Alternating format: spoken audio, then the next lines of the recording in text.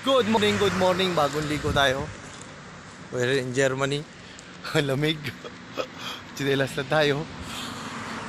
Donkey show.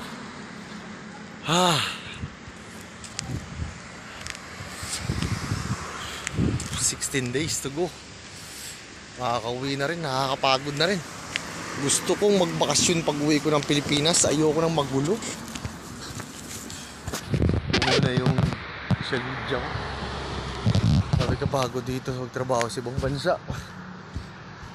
Hindi na makakatulog ng 8 oras dito. Tulog namin minsan ano lang 5, 6.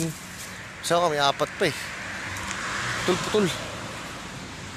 We're in Germany, in Putzwagen. Bagong ligo. Sa isang linggo 2 beses lang makakaligo. Kakapagod. Kailangan naman mag-refresh. 6 months working, 3 months vacation. Wala pang 3 months, 75 days lang. Kalain mo yun. Ganun kahirap dito sa trabaho sa ibang bansa. Kaya kailangan ipunin ng pera. Pero I'm lucky for that.